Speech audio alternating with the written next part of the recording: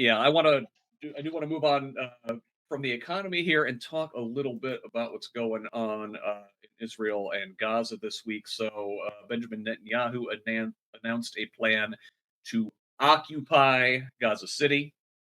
Now, there was a cabinet meeting. Netanyahu said he wanted Israel to control all of Gaza, but this plan that they announced only includes Gaza City.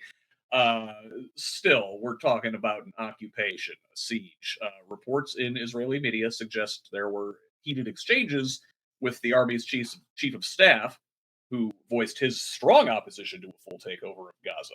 Now, Israel already controls 75% of the enclave, while the UN estimates some 86% of it is either in a militarized zone or under evacuation orders. So, this is just another step in a already near complete occupation. UK Prime Minister Keir Starmer has called the escalation wrong and says it will bring only more bloodshed. On Friday, Germany's Chancellor Friedrich Merz said his government will not approve any exports of military equipment to Israel that could be used in Gaza until further notice. This follows last week when Canada followed France and the UK with plans to recognize a Palestinian state, joining 147 of the UN's 193 member states in formally recognizing a Palestinian state. So, Brianna, to me, it looks like um, the rest of the world is kind of starting to finally break with the US and Israel regarding this horrible war. Do you see that too?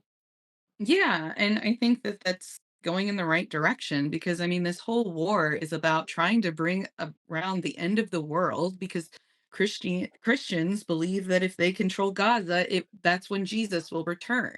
So they're trying to force this to happen despite the fact that I'm like I thought your God was all powerful, so why does he need your help to get Gaza?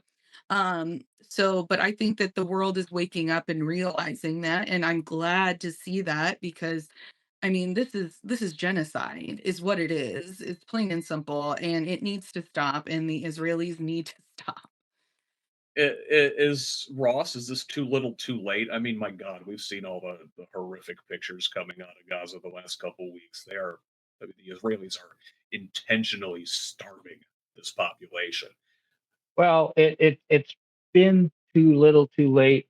Um, I mean, look, Israel's been violating international law in Palestine for decades, and the United States has always given them a pass. So with our veto at the UN, um, and I think what we're finally seeing is, look, it should not be about um, you know Jews versus Muslims and that kind of thing.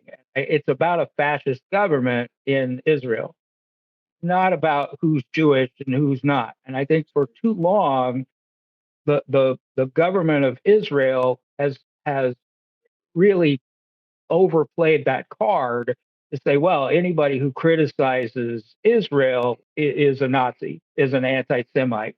Um, and that I think we're seeing cracks in that where people are finally uh, m- drawing a distinction. I mean, I'm not a religious person. I don't care what your religion is. Good for you.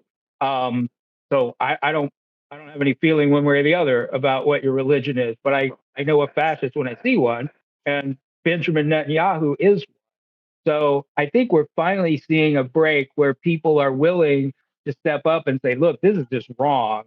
Um, I would, I would hope that at some point the people of Israel would finally get rid of this guy. I mean, he's been hanging on by a thread for years in a coalition government. He's under indictment, much like Trump. He's gotten out of it by continuing to keep this coalition together. But ultimately, it's this government, it's this fascist government under Netanyahu that has to go. But I do think we're finally seeing some cracks where people are willing to criticize genocide. It shouldn't be that hard, I would think. to criticize genocide without worrying about, this sort of knee jerk. Oh well, you must hate Jews if you don't like Ben Netanyahu. So I mean that's a positive, but man, yeah, it's definitely too little, too late. Yeah, for sure. And well, like you said, a fascist when you see one.